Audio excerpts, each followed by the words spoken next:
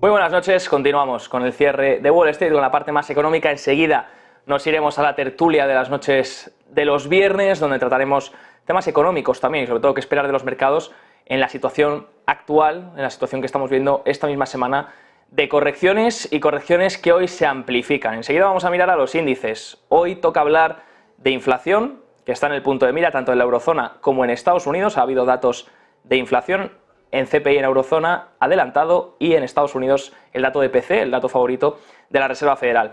Por otro lado, miraremos también al crédito, que se está hundiendo la demanda de crédito en Estados Unidos, y por supuesto a la alerta de BlackRock y a otras alertas como por ejemplo el CEO de Citi. Vamos a ver todo eso en detalle, qué es lo que está pasando. Arrancamos como siempre con los índices en pantalla. Vemos que hoy finalmente, pese a tener un arranque positivo, un arranque donde los índices arrancaban de forma positiva tras un dato del PCE que salía en línea con lo esperado, incluso en la parte mensual un poco mejor.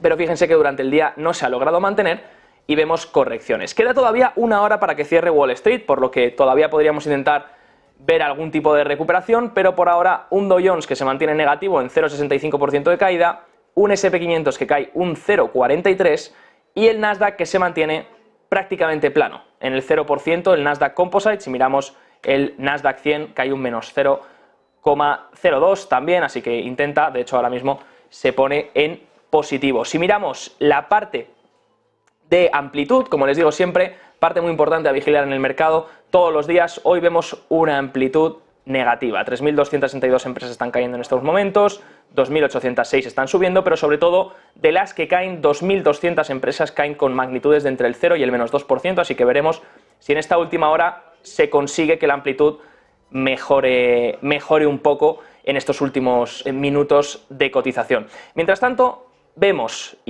movimientos también en los mercados. Si se fijan, hoy los intereses corrigiendo. Enseguida vamos a hablar de la alerta que ha dado BlackRock, que se lo adelantaba de hecho José Antonio Bittner, pero fíjense, unos intereses que hoy caen un 0,61, veíamos el máximo ayer en el 4,68%, hoy vuelven a retroceder ahora mismo en el 4,56%, así que esto dando un poco de alivio al mercado de bonos, que hoy intenta cerrar en positivo, pero que tampoco está para echar cohetes, más 0,04% el TLT si miramos duraciones largas, a más de 20 años, por supuesto. Mientras tanto, el índice dólar, que sigue en unos niveles bastante elevados, pese a que el dato de inflación ha salido en base a lo esperado, 106 puntos está el índice Dixie, que sigue manteniéndose por encima de la parte alta y sobre todo por encima del máximo que hizo el 8 de marzo del año 2023. Está por encima de ese máximo, por ahora lo aguanta, no pierde ese nivel. Una vez perdiese los niveles de 105, ahí ya empezaría otra vez la debilidad, pero mientras se mantenga por encima, parece fortaleza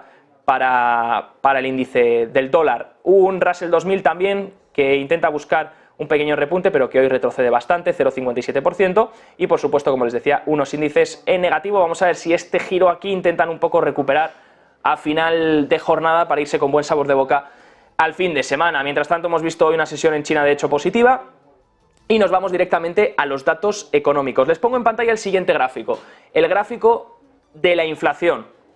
Ha sido el que hemos conocido hoy, esa inflación del PCE, donde es el dato favorito de la Reserva Federal. La diferencia del CPI y el PCE se compone de otros pesos, otra serie de cálculos, y aquí pues varían pesos, por ejemplo, como en la vivienda. El CPI tiene mucho peso en vivienda, el PCE tiene mucho menos, y también en servicios médicos. El PCE tiene pues más peso en servicios médicos o cosas de mayor necesidad, no tanto como el CPI. Si miramos lo que ha ocurrido, vemos lo primero, en términos intraanuales, disculpen, ahí tienen el movimiento que estamos viendo donde la inflación se reduce, la subyacente, hasta el 3,9%. Si miramos la general, esta se incrementa, hasta el 3,5%. Y si miramos de dónde viene cada dato, que es lo importante, vemos prácticamente un incremento de la inflación general del 3,4 al 3,5, porque se ha revisado al alza también el mes pasado. En realidad nos dieron un dato del 3,3, pero realmente ha sido el 3,4, y incrementa hasta el 3,5. ¿Por qué? Por los precios energéticos. La energía ha derivado en incrementos en el PCE general, y en el PCE subyacente continuamos viendo esa disminución, una disminución mayor porque se ha revisado también al alza el dato del mes pasado, pero pasa del 4,3% interanual al 3,9%. Así que un PCE subyacente que, como no tiene la categoría ni de comida ni de energía, pues al restar la energía lo que consigue es que siga desinflando, porque las categorías de servicios y de bienes siguen desinflando, pese a que los bienes han tenido un cierto rebote, pero veremos ahora en términos anualizados siguen cerquita a cero. Si miramos la parte mensual, ahí es donde empezamos a ver movimientos importantes. Fíjense, aquí tienen todo desglosado. En términos intraanuales 3,5 la general, 3,9 la subyacente, pero en mensuales, que es lo que ha sorprendido, 0,2%, disculpen, 0,1% la actual, cuando se esperaba un 0,2 con respecto al mes pasado, y la general un 0,4 cuando se esperaba un 0,5, así que sobre todo ha sorprendido la subyacente, incrementando con respecto a julio tan solo un 0,1%. Eso ha sido lo que ha gustado, lo que ha dado al mercado de primeras, nada más conocer el dato, un pequeño impulso, y es que la parte subyacente, la que más afecta a las familias y al consumo, esa está acelerando tan solo un 0,1%, cerca incluso de no acelerar, cerca incluso de la deflación, de un cambio negativo mensual. Y eso ha sido de primeras lo que gustaba el dato. Por supuesto, fíjense también cómo si cogemos el PCE y excluimos la comida y la energía, ahí tienen el cambio de ese 0,1% que les comentaba, en realidad es 0,14% el cambio, pero ahí lo tienen, disminuyendo, en términos mensuales disminuyendo bastante el cambio mensual. Sigue siendo un cambio positivo, por lo que los precios incrementan con respecto al mes pasado, pero es un precio que ya es un incremento que ya está en niveles más sostenidos, en este caso del 0,1%. También si miramos en términos anualizados, esta tabla tan interesante, vemos por un lado anualizado los bienes de consumo, la vivienda en el centro y la parte de servicios excluyendo vivienda. Y vemos que todos en el último mes han disminuido en términos anualizados. Sí que es verdad que los bienes han subido un poco porque estaban en términos negativos, en deflación anualizado, pero suben un poco, pero siguen por debajo de cero. Vivienda que se va poco a poco en términos anualizados disminuyendo también, y servicios, la categoría subyacente de servicios excluyendo vivienda también disminuyendo poco a poco. Hoy hemos conocido también otro dato y son las expectativas de inflación. Es el informe que elabora la Universidad de Michigan, donde se les pregunta a los consumidores que lo primero, cómo se sienten de optimistas o de pesimistas sobre el consumo, y también qué inflación esperan para los próximos 12 meses y de media para los próximos 5 años. Si miramos, vemos que el sentimiento vuelve a reducirse con respecto al mes pasado, pero vemos unas expectativas de inflación que también se reducen. Se van hasta el 3,2%, que es el nivel más bajo desde 2021 en cuanto a expectativas de inflación para los próximos 12 meses. Así que los consumidores están esperando un 3,2% de inflación media para el próximo año, y esa sería la expectativa de los consumidores más baja desde el año 2021. En términos de expectativa a largo plazo, entre esos 5 y 10 años, del 2,8%, así que una media bastante más razonable que poco a poco va ajustando a la baja, a medida también que el PCE subyacente y el CPI subyacente van ajustando también a la baja. Aquí la pregunta será, ¿va a hacer el petróleo que la inflación acabe repuntando otra vez? Bueno, hay algo importante, y es, en la parte subyacente sobre todo lo que importan son los salarios. Los salarios tienen un rol fundamental en la parte subyacente. Los salarios se siguen desacelerando en términos interanuales, por lo que por ahora no hay peligro de repunte en los salarios, en el crecimiento de los salarios, pero si la energía consigue estar durante el tiempo suficiente, disculpen, en esos niveles, o incrementando incluso el petróleo, ahí es cuando va poco a poco a filtrarse en las otras categorías. Así que una inflación que por ahora sigue su camino, en la parte general no, en la parte general se está girando por el tema de la energía, pero en la parte subyacente está siguiendo su camino, que al final es la más importante y la que vigila la Fed. El problema sería que la energía se mantenga lo suficientemente alta durante el suficiente tiempo. Eso haría que al final se traspasase al resto de sectores y derivase en una subyacente más alta. Mientras la energía simplemente tenga un repunte mensual o durante unos meses, en principio no debería afectar. Aquí el mercado está un poco jugando a las dos bandas. ¿Qué podría pasar? ¿De verdad va a mantenerse el petróleo en esos niveles con la potencial recesión que podría venirse? ¿Va a sustentarse la demanda? Esas son las dudas que hay ahora mismo por parte del mercado, que no cree que el petróleo consiga mantenerse cerquita de $100, sino que dentro de poco acabará corrigiendo, y entonces la inflación también continuará su rumbo. Eso sí, van a estar por encima del 3% durante un tiempo prolongado, y va a ser difícil llegar a ese 2%, o por lo menos no va a ser rápido, o tan rápido como se pensaba que iría en línea recta. Ya hemos visto esa primera fase de línea recta de desinflación, desde el verano pasado hasta ahora, también ayudado por el efecto base. Nos comparábamos con niveles de inflación muy altos el año pasado, y ahora conseguir llegar a ese 2% va a ser cada vez más complicado y va a llevar cada vez más tiempo. Si se fijan en Europa, sí que estamos viendo también esa desinflación fuerte, pero Europa va en principio con más retraso en el ciclo que Estados Unidos. Fíjense que disminuye tanto la subyacente como la general hasta un incremento del 4,5 y del 4,3% respectivamente. Así que seguimos viendo esos señales de que incluso la actividad económica podría contraerse tanto que incluso veamos una potencial deflación en el futuro. Todavía no estamos ahí, pero una inflación que poco a poco sigue su camino en la eurozona. Hoy hemos conocido otro dato sobre Chicago, el PMI regional.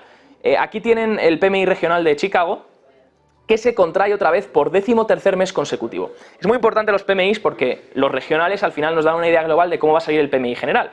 Y los PMIs al final muestran la opinión de los dueños de empresas o de los gestores de compras de las empresas sobre cómo va la economía y cómo va su actividad.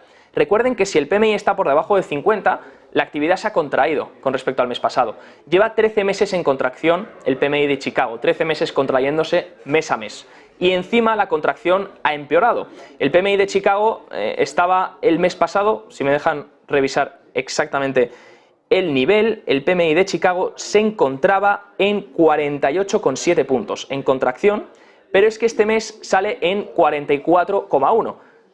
Hace una contracción todavía mayor que la del mes pasado. Así que un índice PMI de Chicago que se sigue contrayendo, un sector manufacturero de Chicago que sigue sufriendo, donde si miramos las subcategorías, a diferencia del de Filadelfia, que seguía contrayéndose a un nivel todavía peor, pero las subcategorías mejoraban las más importantes, las de nuevos pedidos, las de empleo, las de producción. En este caso en Chicago hemos visto unas categorías que van a peor. La de nuevos pedidos ha vuelto a disminuir, facturación ha vuelto a producción ha vuelto a disminuir, empleo ha vuelto a disminuir. Las categorías más importantes dentro de los PMIs.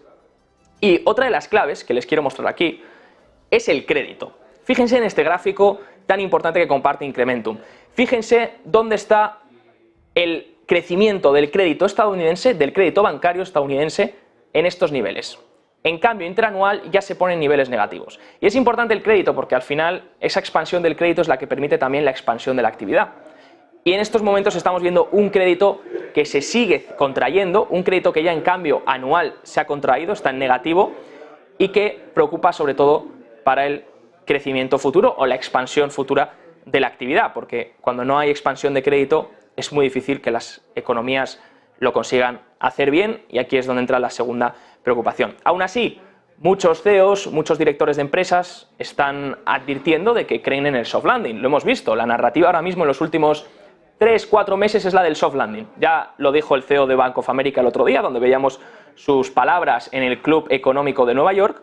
Hoy lo ha dicho Fraser, el CEO de Citi, dice que apoya el soft landing en Estados Unidos, pero le preocupa Europa. Dice exactamente que sobre todo le preocupa la economía europea y que todos los números sugieren que la economía estadounidense se encabeza hacia un soft landing. Así que soft landing en Europa sí, pero en Estados Unidos, disculpen, sí, para Citi, pero en Europa preocupaciones, dicen, ahí no están tan convencidos de asegurar el soft landing. Un soft landing que poco a poco, como les digo, va siendo la narrativa y ya pocos hablan de recesión de forma tan abierta. Ya más bien se está enfocando casi todo hacia el soft landing. Veremos si esto es lo que consiguen, porque recuerden, a principios de 2023 también la narrativa era recesión, la recesión no apareció y ahora la narrativa es soft landing. Aparecerá el soft landing, esta vez la narrativa tendrá razón o la narrativa volverá a fallar.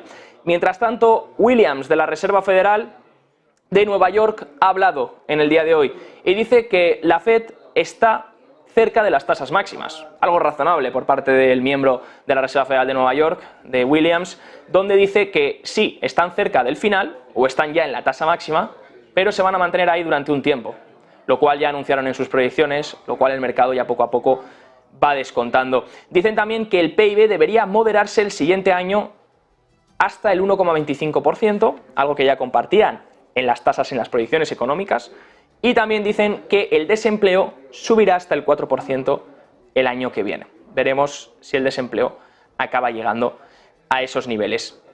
Mientras tanto, miramos lo que ha dicho también el CEO de BlackRock, Larry Fink, que dice que prevé que los rendimientos a 10 años, el interés del 10 años del que todo el mundo está hablando ahora cuando sube, todo el mundo da su opinión y todo el mundo dice que se va a ir todavía más alto. Larry Fink de BlackRock dice que el 10 años superará el 5%. Vamos a ver el gráfico, se lo tenía por aquí, lo hemos visto hace unos minutos, tenemos por aquí el ETF TNX, que al final no deja de ser el interés del 10 años, le quitamos la coma o lo dividimos por 10 y obtenemos el interés. Fíjense, Larry Fink dice que el interés se dirige hasta, voy a marcarles la zona para que se vea bien en color, hasta este rango, hasta el 5, por encima del 5%, el interés del 10 años, ¿vale? Todavía tendría que subir hasta aquí, lo que haría que, pues por supuesto, el mercado de bonos siguiese corrigiendo drásticamente. Fíjense la caída que lleva el mercado de bonos de alta duración. Aquí estoy mirando bonos a 20 años, mejor voy a mirar un ETF, que es el IEF, que son bonos a 7-10 años para tener una duración más cuadrada a la del 10 años, que es el interés que estamos mirando. Fíjense el ETF del IEF, que ya está cerca de mínimos, los mínimos que veía en 2022, y fíjense la caída que lleva, ¿vale? Si el 10 años se fuese al 10%, el IEF seguiría cayendo hasta prácticamente los niveles de 88, posiblemente, 87.